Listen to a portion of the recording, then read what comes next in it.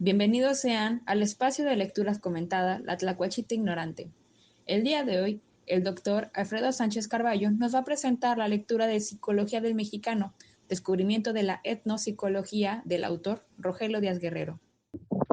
Pues muchas gracias otra vez a CIDETAC, a este espacio de lecturas, donde pues, ya he estado participando en en una ocasión anterior, con el libro de Principios de Psicología de William James.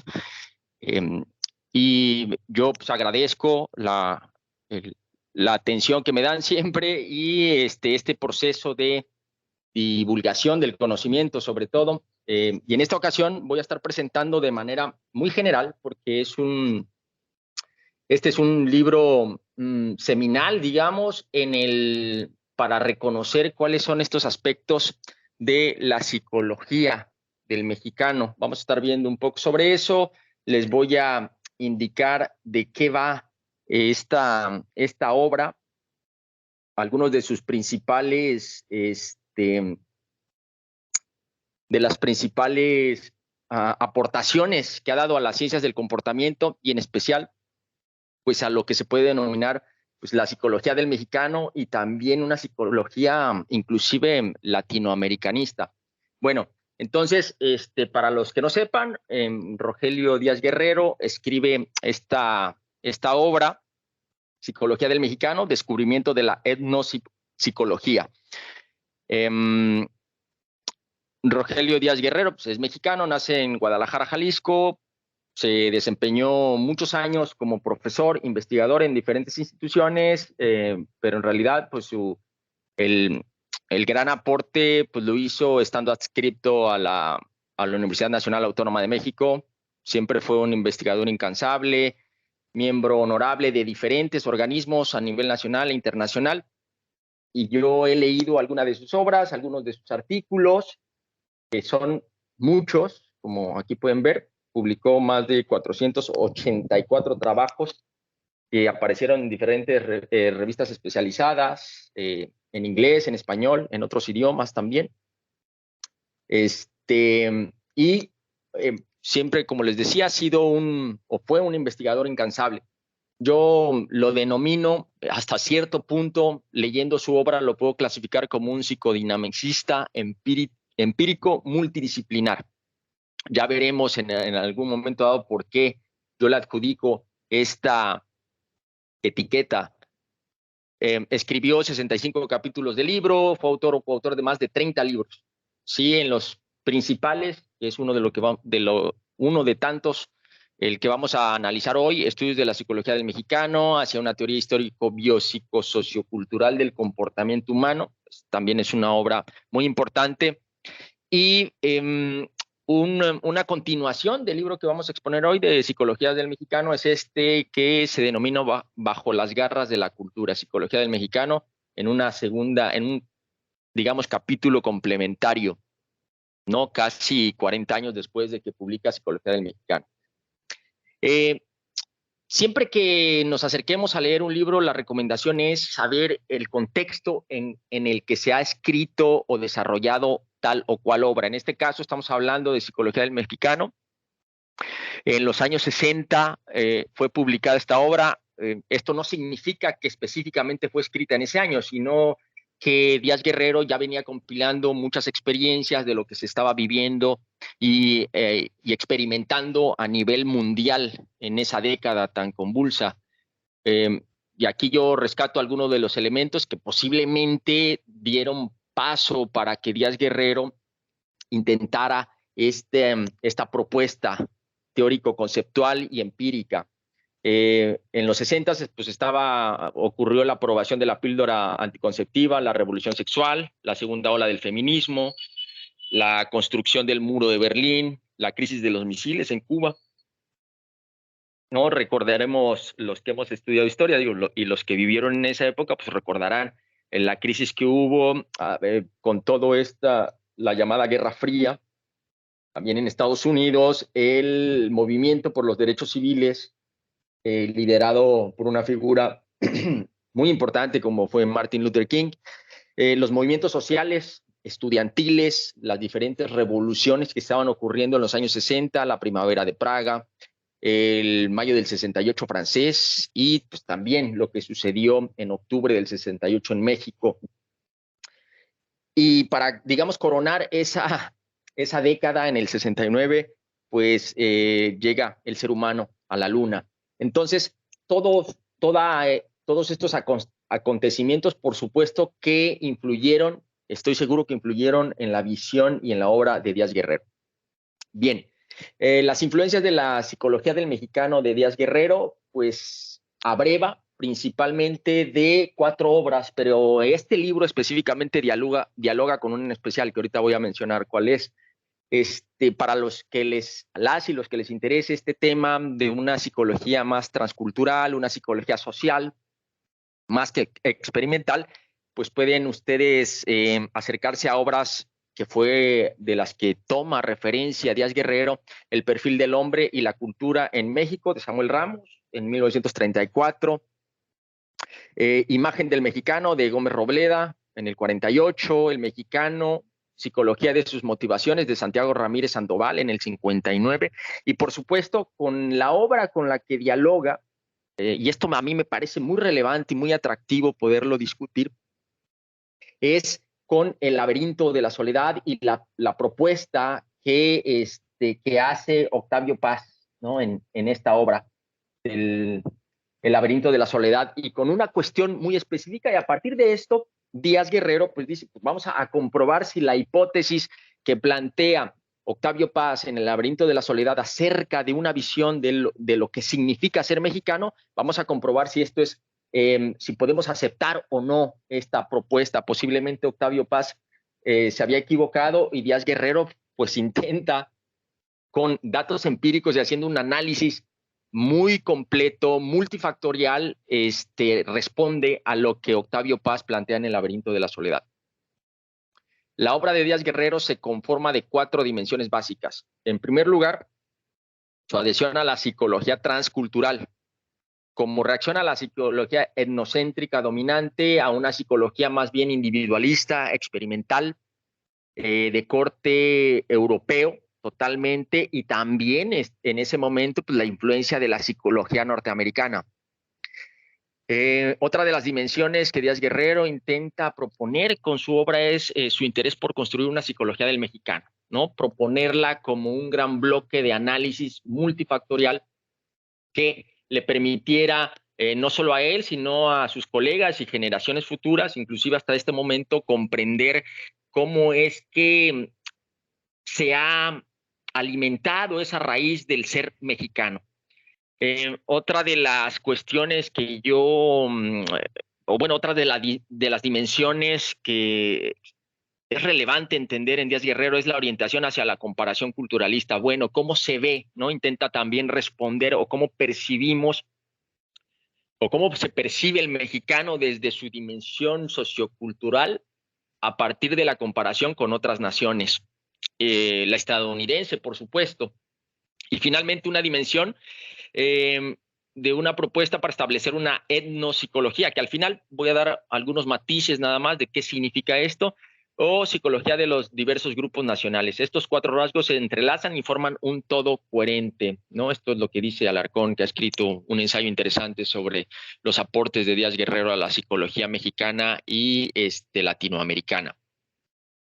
¿Qué nos ha dejado Díaz Guerrero con sus diferentes obras? Pues estuvo interesado esencialmente en describir y explicar hasta donde le fuera posible, a través de su propuesta metodológica, el modo de ser de los mexicanos. Hay que también poner una nota aquí al margen, porque muchas veces se ha criticado a Díaz Guerrero por lo que intentó hacer. Sin embargo, hay que considerar que esto lo plantea, como les decía, en una década específica, en un momento sociohistórico, político muy específico para México.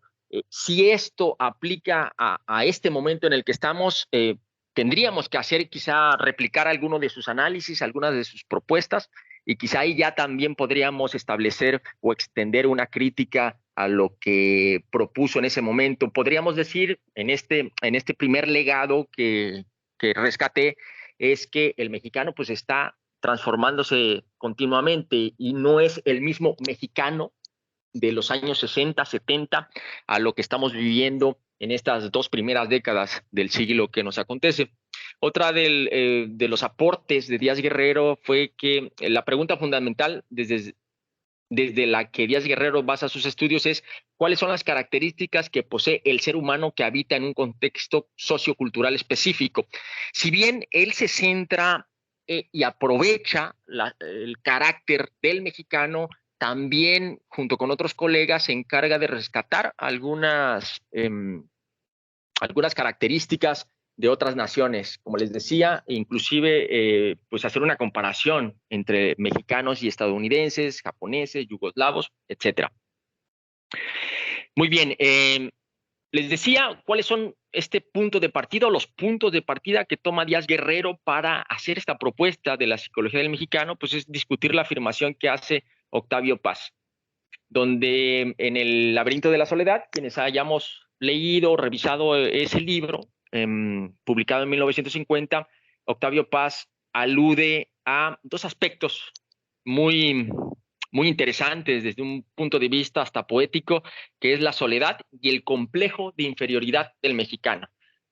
Entonces aquí la pregunta que Díaz Guerrero anota a partir de revisar y leer a Octavio Paz es: ¿realmente hay un complejo de inferioridad en los mexicanos y por ende nosotros los mexicanos nos comportamos de cierta manera dado este complejo? Pues bueno, a partir de eso, Díaz Guerrero se dedica buena parte de su vida laboral, profesional, a responder esa pregunta.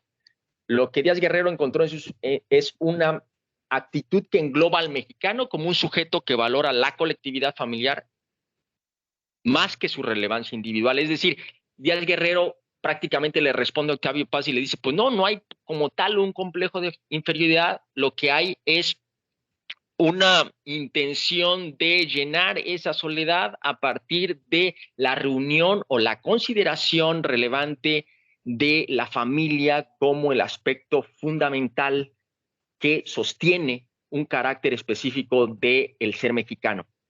A diferencia, por ejemplo, de los norteamericanos, estadounidenses específicamente, que ellos aluden y priman el carácter individualista sobre otro tipo de interacción, como puede ser la familia u otro tipo de grupos. Entonces, Díaz Guerrero también, ¿no?, se plantea otra pregunta y que dice así, que es el tercer cuadro que aparece allí: ¿de dónde surge el hecho de que en México y en otras sociedades parecidas la familia tenga más importancia que el individuo? Y ahí precisamente Díaz Guerrero dialoga con estos autores que les mencioné previamente, por ejemplo, con Samuel Ramos, quien ya indicaba, ¿no?, que la familia mexicana pues tenía un exceso de madre y una ausencia de la figura paterna. Entonces, a pesar de esas inequidades, por decirlo así, entre la madre y el padre como presencias, como figuras de presencia dentro de la familia, Díaz Guerrero dice: de cualquier manera, la familia sigue siendo el punto, la piedra de toque para el sujeto mexicano, y que define como tal su comportamiento y su interacción con la comunidad. Díaz Guerrero también alude a que la única forma de hacer una auténtica psicología del mexicano consiste en demostrar científicamente, ¿no?, desde las ciencias del comportamiento, la relación que existe entre la cultura mexicana, particularmente la cultura folclórica de México, y la personalidad de los mexicanos. Por lo tanto, aquí es donde Díaz Guerrero aprovecha este concepto que ya se ve, es decir, no es Díaz Guerrero quien lo propone, sino que ya se venía trabajando este aspecto transcultural del comportamiento de los seres humanos, cómo la cultura influye o puede llegar a determinar el carácter, el comportamiento y la conducta de individuos particulares. Bien, uno de los aportes también más interesantes que hace en esta obra Rogelio Díaz Guerrero es una tipología del mexicano a partir de diferentes análisis que hace o dimensiones. Él propone ocho dimensiones u ocho tipos de mexicanos: el tipo de mexicano pasivo, obediente y afiliativo, afectuoso, que él en su obra dice así, que ahí es donde se concentran o ahí es donde está la mayor parte de los mexicanos. En la clasificación A y B, el tipo de mexicano rebelde, activamente autoafirmativo; el C, el tipo de mexicano con control interno activo; el D, el tipo de mexicano con control externo pasivo; el tipo de mexicano cauteloso pasivo; el tipo de mexicano audaz activo; el tipo de mexicano activo autónomo; y finalmente el tipo de mexicano pasivo interdependiente. Para aquellos o aquellas que están haciendo algún tipo de investigación donde la cultura es una de las variables que les interese abordar o analizar, pues aquí tienen un texto seminal fundamental para discutir su marco de referencia histórico-conceptual. Bien, entonces, ¿de qué va este libro de la psicología del mexicano? Pues yo al menos aquí anoté 3 puntos fundamentales de esta obra, que es, esta obra está parada, por decirlo de alguna manera, sobre estos 3 pilotes: estudios transculturales basados en la comparación entre sujetos de diferentes culturas, en que la cultura es un resultado de la historia de cada nación y que los resultados nos han indicado que cuando menos hay 8 tipos de mexicanos y además mezclas de estos tipos, los que yo les mostraba. Digamos que de esto va, estas son las partes fundamentales de la obra que estamos analizando. El contenido de la obra, para aquellos que les interese, la pueden conseguir ahora que estuvo la Feria del Libro acá en nuestra universidad. Este libro tiene un costo entre 400 y 500 pesos. Igual pueden conseguir algunos fragmentos en internet o hacer la compra del libro en su versión electrónica, que siempre son más baratos. Entonces, aquí les pongo el contenido de la obra, que en una primera parte pues expone esto: los tipos de mexicanos. Son son cuatro partes con 22 capítulos, me parece. A ver, 18, sí, 22 capítulos divididos en 4 partes. Entonces, les decía, están los tipos de mexicano, un segundo capítulo que a mí me pareció muy interesante para aquellos que también están estudiando o analizando cuestiones familiares o comportamiento en la familia, de sujetos familiares, o inclusive aquellos que están en la práctica terapéutica familiar. Yo creo que puede ser un libro que les puede dar algunas referencias sobre la neurosis o los tipos de estructura que acontecen en la familia mexicana. Siempre con la salvedad, ojo, de que este libro está retratando a una familia mexicana de los años 60, 70, inclusive 80, pero de cualquier manera, ese comportamiento de esa familia y esa conformación de la familia mexicana de esas décadas, por supuesto que ha influido en lo que hasta el día de hoy se ha formado o conformado como la familia mexicana en el siglo XXI. Capítulos como el quinto, que también Díaz Guerrero se encarga de posteriormente seguir analizando y discutiendo estas 2 variables o dimensiones como el amor y el poder en la sociocultura mexicana. Y por supuesto, en todo momento en esta obra ustedes van a encontrar el aspecto, la variable o el marco sociocultural en el análisis. Una segunda parte que habla de los patrones culturales medulares y la difusión de valores a través de su frontera, el respeto y la posición social, la dicotomía activo-pasiva y la investigación transcultural. En una tercera parte, también discute esta estructuración de la conciencia, de la mente, podríamos decirlo así, y toma el concepto del yo para discutir cuáles son esas características que tiene el yo del mexicano. Por eso al principio les comentaba la etiqueta que yo le propuse o le puse, digamos, a Díaz Guerrero a través de su obra como un un investigador, psicodinamicista empírico multidisciplinar, ¿no? Porque él, de una u otra manera, a pesar de que está haciendo investigación empírica, no suelta en ningún momento alguna de las estructuras de la teoría psicodinámica. Bien, pues ahí siguen observando los capítulos.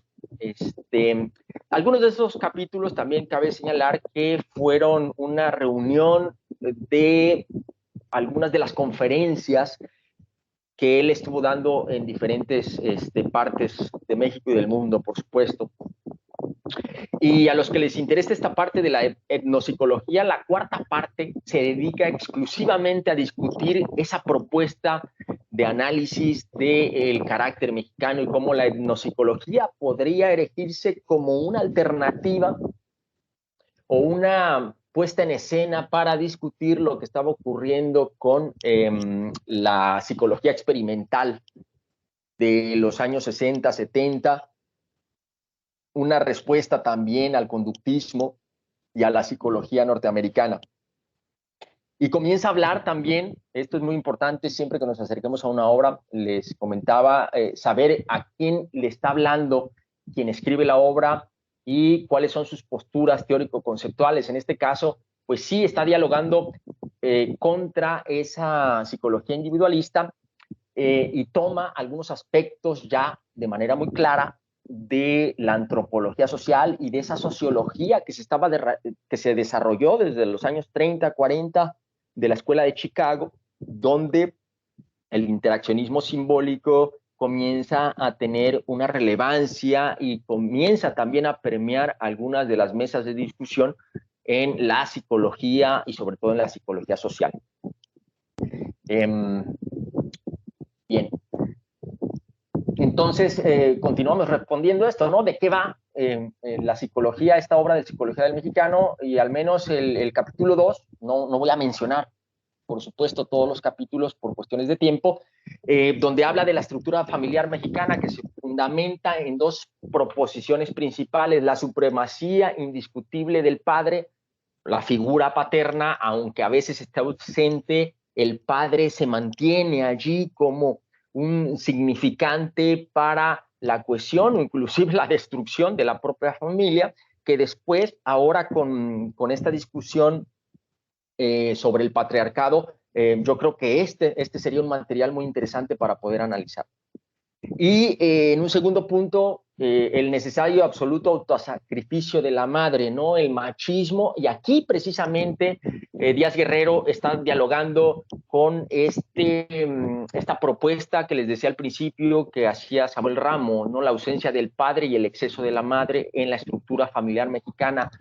Y cómo, de una u otra manera, esta raíz guadalupana, por nuestra religiosidad judio-cristiana, embarcada en este catolicismo, posiblemente también ahí tengamos que hacer una conexión con esta abnegación de la madre siempre callada, la madre que sacrifica todo por darle a los hijos y que inclusive se queda callada ante la violencia del padre que se impone ante cualquier decisión. Entonces, en ese sentido, ese capítulo 2 a mí me parece muy revelador y muy relevante para, insisto, aquellos que estén interesados en la discusión sobre la familia mexicana. El capítulo 3, por ejemplo, encontrarán una discusión sobre la construcción de la realidad, que aquí me huele un poco a lo que plantean Berger y Luckmann sobre la construcción social de la realidad, pero Díaz Guerrero acá propone que la realidad construida a partir de la interacción, a partir de una relación social comunicativa, es decir, es la comunicación, como en algún momento dado también plantea el sociólogo Jürgen Habermas, que es esa acción comunicativa la que hace real que la sociedad funcione y se mantenga. Por ejemplo, en ese capítulo 3, Díaz Guerrero anota que los norteamericanos, por ejemplo, ven la realidad externa como algo que han de dominar y sujetar por su voluntad, a diferencia del mexicano, que él prefiere, o lo que descubrió Díaz Guerrero con sus trabajos, para él la realidad interna es la que puede modificar más que la externa. Y aquí también, para los que les interese el concepto, por ejemplo, de desesperanza aprendida, el por qué muchas veces nosotros los mexicanos pues no nos manifestamos en contra de cómo están sucediendo las cosas en la sociedad y decimos, pues es que la realidad es así y no la vamos a cambiar. Díaz Guerrero ya planteaba esto a partir de sus descubrimientos. Y un último punto de este capítulo es: el mexicano presupone que la realidad interna, interpersonal, puede modificarse a voluntad, a diferencia de la externa, como les decía. Algunos aportes relevantes de la obra. Aquí rescaté algunas secciones literales, pues son citas directas de la obra, las voy a leer y posiblemente aquí se puedan despertar algunas preguntas o algún tipo de interés para que ustedes sigan explorando la obra que aquí se presenta. Por ejemplo, en la página 52, Díaz Guerrero dice: las expresiones contra el trabajo no se refieren al trabajo en sí mismo, sino a las condiciones del trabajo. Aquí en esa página es un capítulo donde Díaz Guerrero habla de cuál es la interpretación que hace el mexicano sobre el trabajo. Siempre hemos sabido, los que hemos estado en el extranjero, especialmente en Estados Unidos, sabemos que el mexicano se parte el lomo por mantener a su familia y es un sujeto muy trabajador. Y cuando digo mexicano me refiero a hombres y a mujeres. Pocas veces se queja y chambea inclusive hasta la muerte, ¿no?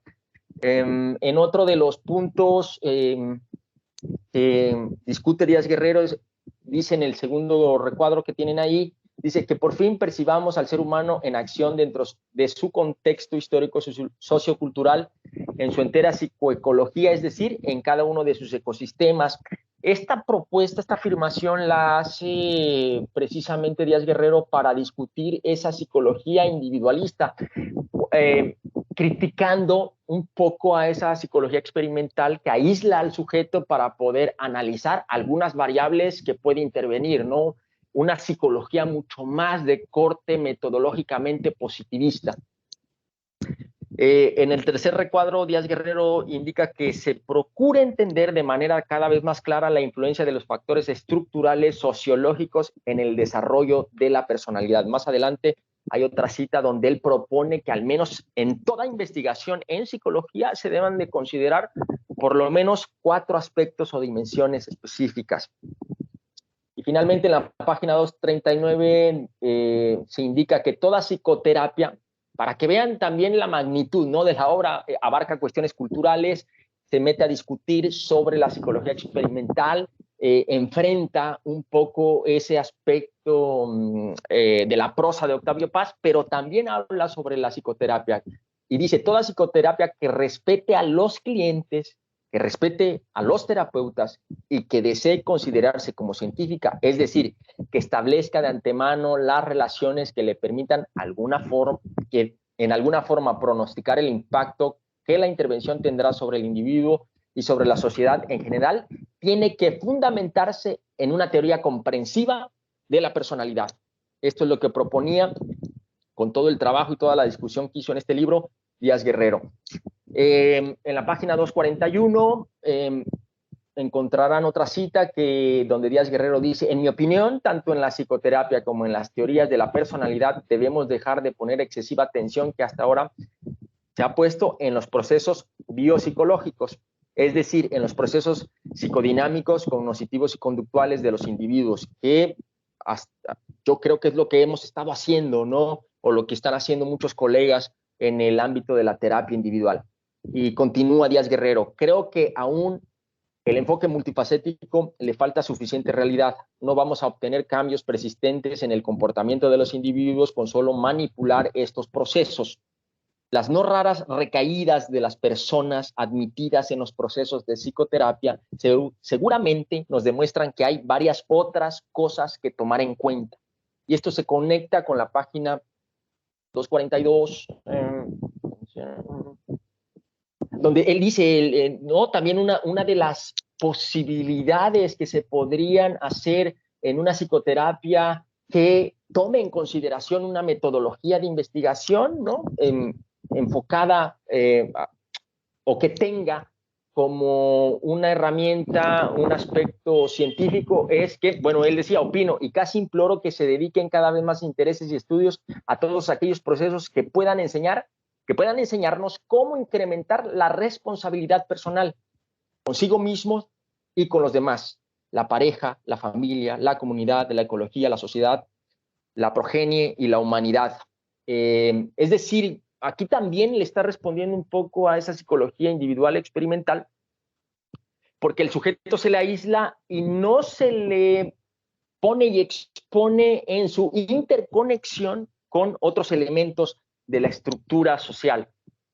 Y finalmente, una larga cita en la página 242, la resumo, y precisamente a los que nos interesa la investigación de corte psicosocial o sociológico o psicológico, es que él decía que todo tema de investigación debe de tener 4 aspectos o 4 variables que deba de considerarse: una variable biopsíquica, una dimensión o variable sociológico-estructural, una variable histórico-cultural y una dimensión o variable económica. ¿Por qué nos propone esto Díaz Guerrero? Porque esto le daría mayor solidez a la discusión y tendría una visión mucho más abarcativa del fenómeno.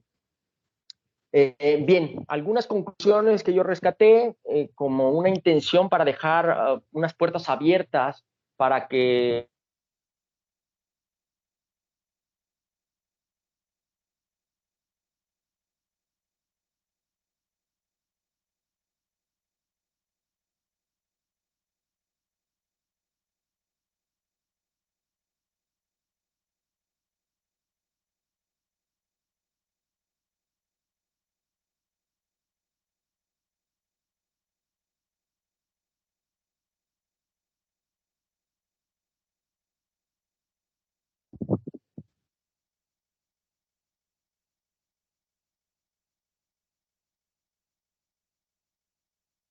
Perdón, estoy de vuelta. Tuve un problema ahí con la red. ¿Sí me escuchan de nuevo? Bien. Les decía que algunas de las conclusiones es que en su... una de las cuestiones que yo estuve analizando un poco y fue esta pregunta que en algún momento dado Octavio Paz se le plantea al mexicano.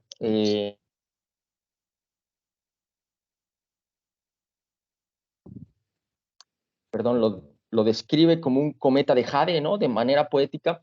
Y Octavio Paz dice en su excéntrica carrera, ¿qué persigue, no? Refiriéndose al mexicano. Y Díaz Guerrero, como una conclusión, yo creo que responde pues su autoafirmación en el mundo. Y en lugar de preguntarse qué lo persigue, perdón, qué persigue el mexicano, Díaz Guerrero propone qué lo persigue, ¿no? Como estos aspectos de la cultura. ¿Qué lo persigue y qué lo conforma? Otra de las conclusiones es que la psicología de los mexicanos estaba originada fundamentalmente por su cultura. Siempre, según Díaz Guerrero, debemos de considerar en nuestras investigaciones al menos un aspecto de la cultura. El nuevo factor de la filosofía de vida de los mexicanos es la creencia del amor sobre el poder. Esto lo van ustedes a observar algunos de los inicios en esta obra, pero en obras posteriores podrán analizar de manera mucho más extendida estos 2 aspectos que plantea Díaz Guerrero. Y finalmente, pues ¿a qué se refiere este concepto de la etnopsicología? No es otra cosa que una rama de la psicología que estudia las características de las personas consideradas como miembros de grupos culturales, sociales, religiosos, nacionales. Es decir, estamos hablando, yo creo que a una definición muy cercana de lo que es la identidad. Hay autores como Klinenberg, Valderrama, inclusive ahí se pueden encontrar algunos aspectos de Hegel cuando hablaba acerca del término de Volksgeist o el espíritu de los pueblos. Hegel intentaba responder el por qué el pueblo alemán, en el pueblo alemán carecía de cierta cohesión política. Y bien, finalmente, pues Díaz Guerrero con toda esta propuesta lo que intenta es plantear una teoría biopsicosociocultural del comportamiento humano, finalmente. Bien, aquí les dejo algunas referencias de interés, me pueden escribir también. Por ahí les pondré en el chat mi correo electrónico, me pueden contactar para, quizá podemos seguir discutiendo esto, extender, ¿por qué no?, este tipo de lecturas, y los que estén desarrollando algún proyecto de investigación que consideren alguna de las variables socioculturales, pues podríamos también hacer una colaboración, una contribución con respecto a esta obra o a la investigación que estén desarrollando. Pues bien, por mi parte es todo hasta el momento. Yo agradezco su atención y estoy abierto para que, no sé si va a haber algunas preguntas y seguir abriendo esta discusión. Gracias.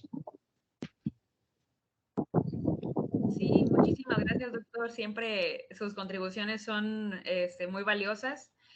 Y bueno, es este momento así en el que vamos a abrir un espacio para aquellos que tengan algún comentario, alguna pregunta acerca de lo que acabamos de hablar con el doctor Alfredo. Alguien que quiera levantar la mano o que abra su micrófono, ¿verdad?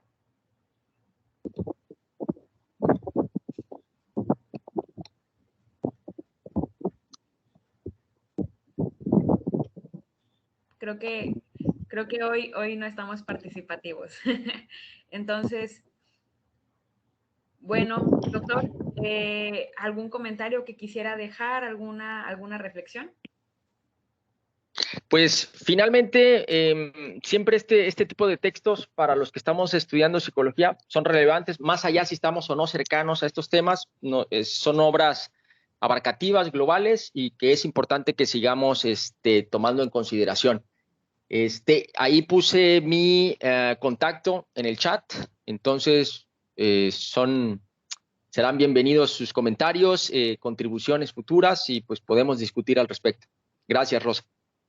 Claro, muchísimas gracias a usted, doctor. Entonces, pues por ahora lo dejamos. La plática estaría finalizando. No sin antes recordarles que cualquiera de los contenidos que hemos estado llevando aquí en la Tlacuachita Ignorante, pues van a estar subiéndose a las plataformas, ya sea en nuestro portal de YouTube o en redes sociales también compartiéndose los links. Y pues muchas gracias. No sé si vamos a estar